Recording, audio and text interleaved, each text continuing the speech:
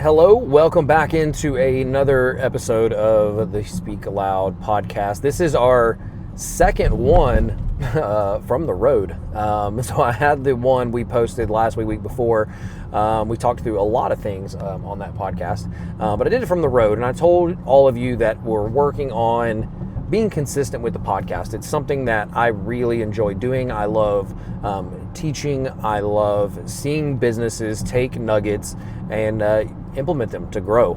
And so it's just something I genuinely enjoy. It edifies me to be able to do these podcasts. And obviously it's great for us in terms of content as well. We're able to split these things up. A lot of you may be watching these mini clips on TikTok or Instagram, and then some of you come over and watch the full thing because something intrigued you that I was said, or maybe the topic that we were talking about. But today, what I want to talk about is as we continue to grow out, giving you a little context into our business. We are a full service marketing and advertising agency that specializes in paid ads, whether it be on Meta platform, Facebook, Instagram, it be on Google, it be really anywhere else that you can digitally run paid ads. But I would say those are our top three would be Meta, Facebook, Instagram, and as well as Google, PPC, pay-per-click. But we began to find and see that there were a couple of other brackets of clients that were reaching out to us, and we were essentially tailoring or custom building options for them. And we wanted to more productize that and systemize it to where, that answer was easy, for us to say, hey, we have this product for you and this is how it works. And so we started really building that out, and we had options for them. It's just we weren't necessarily marketing or advertising those. So our core business being the agency services that we offer, which also include videography and creative for those ads, things like that. But we have expanded on our consulting side. Background on me is that I spent 15 years doing construction management. My job was to come into a company that was doing $8 million, $20 million, $50 million, $100 million, and take them to that next level. Typically they had a goal in mind. If they were doing 5, they wanted to grow to 8 million in a reasonable amount of time, or they wanted to go to double and they wanted to double it to 10 million. Down the line, they wanted to go from 50 to 75. And to do those things, there's just work that is required. There are systems and processes that are required. There are training manuals. There are hires that need to be made. There are org charts that need to be created so people know their role and they know what they're going to be doing from day to day and who's doing what and who hands off to who. Those are the things that I would come in and do to ensure that they had those things in place, because you can't just magically say that you want to go from point A to point B in terms of that kind of revenue shift. Sometimes it is products that need to be added, it is price points need to be changed, it's systems, it's processes, it's people. But that's what I would come in and do from a consulting standpoint, in some cases a full internal employee standpoint, but to make sure that they did what they needed to do, so that way as they grew, the business was growing along with it. They could handle, there were not any balls that were dropped. They had the staff to handle that. They could still maintain their level of customer service. They weren't going to lose customers or clients as they grew because they couldn't handle the workload. So that was a huge part of my job, as well as kind of recruiting, bringing people in. And that all started with, culture and offering and pay plans. And so all of that was in my wheelhouse. And so we have our marketing and advertising agency, but there's so much more there that I have experience doing. And just for whatever reason, God-given ability, I know how to do it well. And we would get these phone calls or these emails or messages of people asking us, and we wound up seeing that we were digging so much deeper with some of these clients than just their marketing and advertising. And it was developing into more of a consulting and coaching client than it was just, we run your paid ads, we generate leads, we get sales. It was more than that. And so we opened up a program called Amplified Equity. And that is exactly what it is we are working to help companies and organizations amplify their equity, their evaluation. Obviously revenue comes along with that, but we are helping companies truly scale. Growing and scaling are just two very different things, and that became that focus. All of that is set up for where we're going on this podcast. And this will probably not be a super lengthy podcast, but this is based on, a lot of these podcasts that I do are based on something that happened over the last week. They are real world examples of a conversation that we had. It could be coaching, it could be consulting, it could be ad side, it could be creative side of just things that we've seen. If you've watched any of the previous podcasts, you understand that.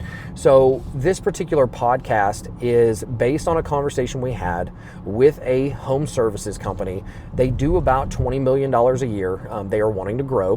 They're wanting to hit that like $30 million mark in a very short period of time, which is completely reasonable with where they're at. And they're not even fully productized. They are not even offering their full range of services. They've really honed in on kind of what they do best, which is good. But there's some simple levers that could be turned on there that they could hit some of those numbers fairly quickly. But the conversation that we had, and we sat down with them, and when I sat down with the owner, they have a vice president, they have essentially, it's almost like an entire board of people. So there was 12 people that were sitting in the room with myself and the rest of our team and them. And I kept hearing the terminology around standard. And not standard in the sense of like, this is our standard way of doing things. It was built around, this is industry standard. This is above average, or this is kind of our average, or this, and they just kept using this terminology. And it was used so often that it caught my attention. And I asked them, I said, I just have a question. When you say things like that, and I understand it's normal jargon to use the term industry standard, but the way in which they were using it, I asked them, is this acceptable for you all? When you say these things that like, you give me a number, you give me a percentage, you give me, whatever it is, and then you say, and I ask a question, is that good? Is that bad? I'm looking at my numbers that I've pulled that we've done the research on, and they go, well, this is above industry standard. And it sounds good, but that was my question, is this acceptable to you all with what and to give you context, they are wanting to grow and then sell the business. Not every business is looking to do that. They are building something legacy. Their children will take it over, grandchildren will take it over. Some absolutely have the intention. This business was acquired several years back. The business was doing about $10 to $12 million then. They have significantly grown it, but they've kind of plateaued the last few years, and they want to continue to grow up because they have a specific exit plan in mind. Totally understandable, and I'm glad that they have a plan. Not everyone even has a plan, and sometimes it's okay to not have a plan. Sometimes that's where we come in to help you figure out what that plan might be. But they looked at me kind of with a blank stare, and I was like, let me kind of clarify my question, is that when you say those things, you're saying this is average, and we are, above average, or we are just above average, or we are about average. And that was my question to them, is it acceptable to you to be average? Or are you wanting to build something that is exceptional, that is above average, that becomes the actual standard of what other companies are looking up to and aspiring to be? And to watch the room full, you can imagine, this is a good sized company. They have built something awesome. They have built a company that a lot of companies would love to grow up and be, but it is not their end all be all. It's not their end goal of where they're trying to get to. And that's sometimes our job, is to kind of push on that pain a little bit and go, is this acceptable? We looked at their sales team, and their sales team is a mixture of like there's technicians that essentially go out and they write them up. So they're technicians. They do not have a system as to where they have like a sales side or proposal side, and then execution. It's like all done. I'm not going to tell you the specific home services they are or the name of the company. That's part of our NDA. But that's how they work. The technicians are the ones that go out, they assess, whatever issues or problems or things that need to be done, and then they're the ones essentially writing up, the proposal. And we started talking about percentages of what are, how are they writing these tickets profitably? What is their percentage of close? How many appointments are they going on versus how many jobs are closing and how many things you actually execute? And I kept hearing that same terminology. So this goes through, this was a multi-day consultation that we did with them, and I just kept hearing it. I said, so even talking about your sales side, you're saying that those individuals are above average, or slightly above average or industry standard. I was like, but is that acceptable? Because if you have presented that to them as though they're doing a good job, and not saying they're not doing a good job, but it becomes the norm. It becomes what is either tolerated or accepted, or it becomes the bar. And I've told my children multiple times that the bar has continually been lowered in terms of expectations for kids. They just clean your room or just do that, and they take that into their teenage years, into their adult years, and it's like there's such a low bar of what is acceptable. And so I take those things, a lot of the things that I take into business, I learn from real life scenarios, whether it's with our own business or with our children or our marriage. And you take those things, there's a lot of parallels there. And so I asked them, I was like, just what are you ultimately wanting to be? Are you wanting to be an average company? And then I gave them the number of what the average home services business in their space does or sells for. And their answer was resounding. It was like, no, we don't want to be average. And then I love humor, because I feel like humor, number one, draws a great perspective. You can use analogies in that sense. I was like, just to give you perspective, the average American is divorced. They are in debt. They are living paycheck to paycheck. They have no money in savings. They're overweight. That is what average is. That is what is deemed as the norm. And it's unacceptable. In most scenarios, most people would say, I don't want to be any of those things. I don't want to be broke. I don't want to have no money in savings or investments. I don't want to be divorced. Some people might say they want to be divorced. I don't know. That's not my case. I don't know what I would do if I was divorced. I would be insane, first of all, because as most of you know, my wife is my business partner, and she is literally my best friend in my right hand. And I wouldn't know what to do. But I don't want to be overweight. I don't want to have no money. I don't want to have no money in savings or investments. I don't want to have bad kids. I want above average. I want to set my own bar as to what is acceptable or not acceptable. And I cannot stress this enough, that most of the time, that at least the people we've talked to recently, is that the bar is so low, is that they want, their desires and their ultimate outcome is high. They want 80% profit margins. They want to do $5 million a year. They want to pocket 2.5. The dreams are high, but the execution is low. And so when we have these conversations, this exact conversation, and we started diving deeper into what they were doing, so what levers are you pulling in the business to go from your 30 to your 50? What is the action that's being taken to get there? Are we hiring and training new technicians and sales staff? Are we putting more money into marketing and advertising? Are we doing more community events? Are we making our brand stand out? These things that we're doing. And the answer to essentially all of them was we're doing what we've been doing.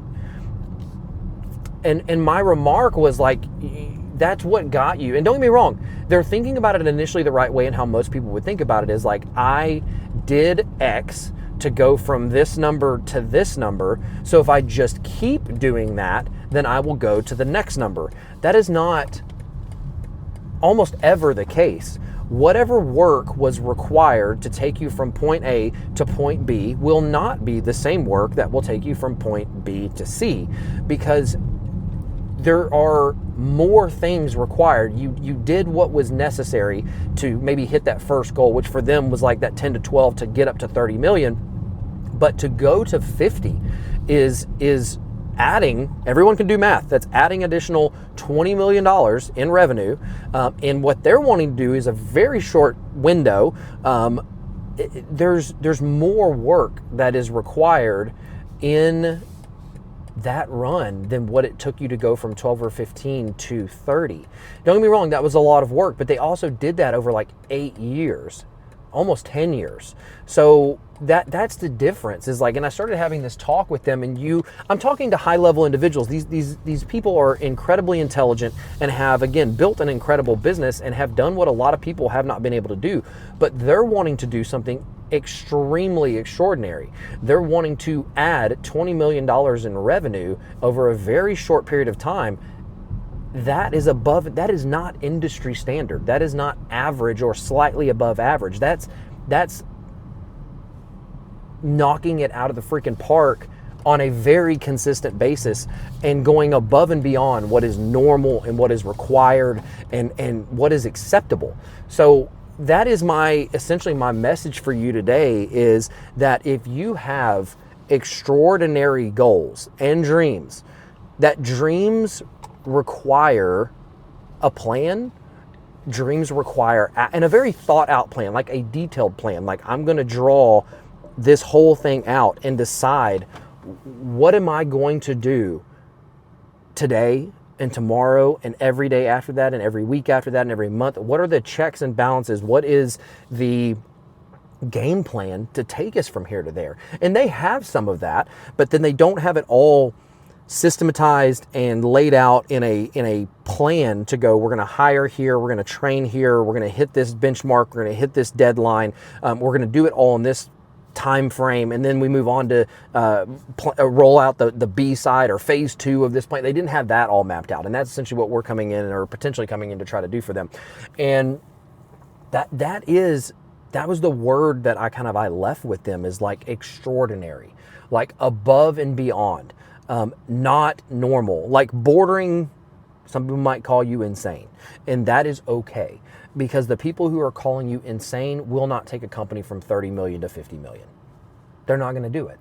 They're going to be comfortable, they're going to be complacent, and they're going to stay where they are. They're going to look up in 2 years or in 5 years and be like, because you have to think about the inflation side of it too. Like, I'm doing the same revenue as I've done for the last 5 years, but I feel like I'm making less money. And in reality, they probably are making less money, because cost of goods go up, cost of employment goes up, insurance goes up, cost of goods goes up, like all of the things. And if you're not maintaining even a minimum, a 10% increase year over year over year, then you're not. I would venture to say that a 10% increase is not even really growing. That's probably maintaining your profitability over that span, because just accounting for the cost of things going up is 10 to 15% is just pacing normal. Like, that's the pace I have to be on just to maintain what I've been able to make as the owner or the person at the top. And in reality, in some years, that can mean you're actually making less money. You can be doing 10 to 15% more in revenue. We've seen that. We consulted on one recently where they were like baffled. And the reality is like they thought they had like a 28% increase, and it wound up being like closer to like 15 or 18%, but their cost of goods had gone up like 20 to 25%. They had tariffs on some of their new things. Like, they weren't looking at the full picture. And so we had to give them the rough conversation of, here's why you're actually losing money, or they weren't losing money, but they weren't making as much as they were the previous year or two. And that was why. It was just simple calculations. And so for them, it was an easy tweak, is like, we just looked at some slight price increases across their broad spectrum of business. And it was very, they hadn't had a price increase in, I think it was like 10 plus years. And so it was fine. They had no kickback from it. They rolled it out effectively. And now they're on pace to do like a 25% increase, a real 25% increase on their business. And then after that, it may go up even more. But that's what I want to leave you with, is that if you have extraordinary dreams and aspirations and goals. I love all those terminologies, but I'm always very careful with them, because dreams are just dreams. Denzel Washington said in an interview, he's like, dreams are just dreams that ultimately can lead to disappointment, because without essentially the action, that's all they are. They're just dreams. They're ideas, they're thoughts. Unless they come out, and they come out on paper, or they come out on digital, and then there's a plan, and then there's execution on that plan, that's all they ever stay, is a dream, and ultimately can lead to disappointment, because you had all of this like, I'm gonna, I wanna, I should, but that never becomes anything, because it just stayed up here in those dreams. But if you have those things, then bottom line is you have to do the above ordinary, above average, above normal things to be able to reach those. And that is becoming such a huge piece of like our coaching and consulting side, is because I have to push some of these business owners and these leaders to see that, because it gets pretty comfortable when you're doing $20 to $30 million a year. And this is not a huge staff in this business. Between the technicians and the office staff, they had like 10, 12 people in the room with us, but some of those were like investors or buy-ins or things like that. Like they have, I would venture to say, I don't know the exact count, but they have probably 20, 25 total people inside the business doing $30 million a year. And so the owner is comfortable. The owner is doing pretty well. Like I've seen the paperwork, like I know what he's taking home. And so he's pretty comfortable, and it becomes, you get comfortable in that and you go, well, I'm making a pretty good living. And don't get me wrong, there is nothing wrong with being comfortable. But I say that with a big but. If you have bigger aspirations and larger dreams and bigger goals, then you can't stay comfortable. You have to have that push, that kind of, or, it's kind of a slap on the wrist or a knock on the head or whatever. And that's sometimes what we come in and have to do. And it's an unfortunate side of our job, but they appreciate it, because when I left that meeting and I saw the looks changed on their faces, it went from this like blank stare, like, I don't really know, like, what do you mean industry standard? Like, why are you attacking that? That's perfectly normal. And that was the point. It was like, acceptable and normal. Like you just said, the two things that I'm trying to get across to you is like, you are not asking for acceptable and you're not asking for normal, but it's what you are accepting inside your business right now, and that's half your problem. So I want to leave you with that. I want to challenge you that if you have large goals, big goals, huge dreams, huge aspirations, then you have to do the things that are above average. You have to do the things that are not normal. You have to do the things that some people might call you insane or a little bit crazy, but that's fine. And number one, don't listen to those people, because those people are the ones that are actually insane, and maybe they're not, maybe they're just complacent, and if that's where they're comfortable, let them be. I'm not to judge anybody. If this guy called me and was like, hey, we're doing 30 million, I'm perfectly happy with 30 million, I want to make sure that we have this thing structured, systems, processes, and everything in place to sell it. That's a whole nother conversation. We come in, we're looking at it again from like org chart, systems and processes, software. We're looking at it from that side to make sure that all of the boxes are checked that a private equity is going to look for. They want to know that if they remove the current leadership, that the thing will run just as good and as smoothly and as profitably as it did when they were there. And so we're looking at it from that standpoint. That was not the case with this phone call. They were very specific. We're doing this. We want to be doing this in this window of time. We want to hire you to come in. We were essentially on site for 3 days, or going to be on site for 3 days. This was all part of our initial consultation. What we're pitching them on is that we will come back on site for 3 days, essentially to come back with the plan and start to implement that plan. That we would be on site with them for 30 days, then we would have a monthly Zoom call with them to ensure that those things are happening. And then more or less we'd have like two biannual kind of sit downs with them per year. And that is essentially the rollout plan. 3 days up front to present the plan, begin to implement the plan.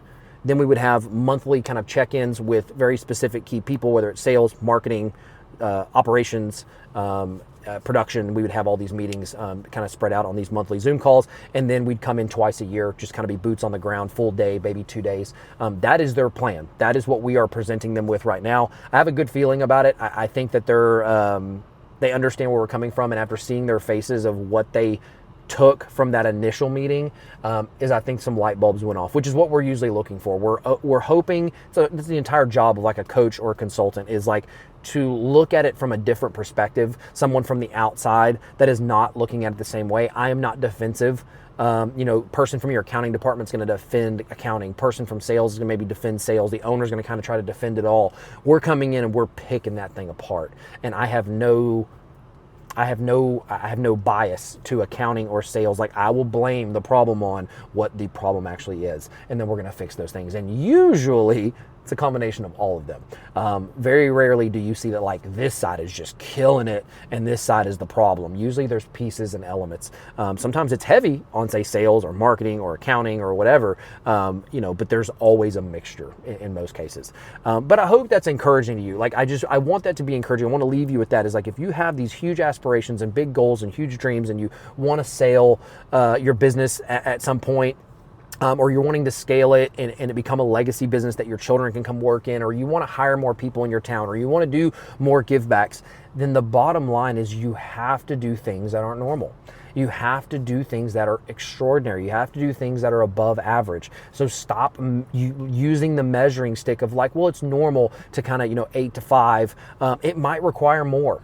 The norm is Monday through Thursday, and then I play golf on Friday. It might be more. I don't work. I got into business for myself so that way I don't have to work weekends. It might require more.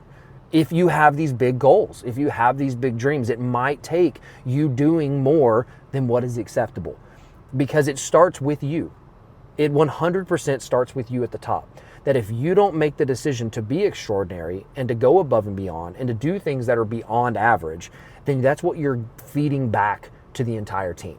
Is you're saying this is what is acceptable, this is the bar that we have set, we're not going to exceed that bar, and then you're going to look up and you're going to be doing the same revenue next year that you did this year. You're not going to be going toward your goals, and you're either going to do one of two things. You're going to get fed up, and then you're going to start making crazy decisions, and everybody's going to not like you, and you're going to lose people, or you're going to quit, and you're going to go, you know what, way too hard to go to the next level, I'm just going to stay here, all the while you're still wishing that you were going towards that goal. It's what's going to keep you up at night. In 10 years, you're going to go, what if? And that's what I want to help people avoid, is the what if questions, or the staying awake at night and thinking like, if we only could do this, this is what we could do in our community, for our employees, for our children. I don't want to see anybody going down that track. So I hope this is helpful to you. This is not saying that you've got to hire us, come in and do these things. It just means you have to flip a switch. You have to flip a switch in your brain and go, I'm going to do above and beyond. I'm not going to accept average. I'm not going to be the reason our bar is set low. We're going to make a difference. We're going to grow. We're going to do the things that we have set out to do, and this is how we're going to do it. We're going to put a plan in place. Certainly, you want to hire me? Love it. Reach out, talk to us. We'd love to have a conversation, whether it's on our agency side or you need a coach/consultant to come in and help you figure those things out and build a roadmap to go make those things happen. We'd love to have the conversation. It's what we do every single day. But I hope this podcast at the end of the day encourages you to know where your bar is set and why, and where should it be set. And then you're ultimately the one that can make that decision to make it happen. Have a great day. We'll see you on the next one.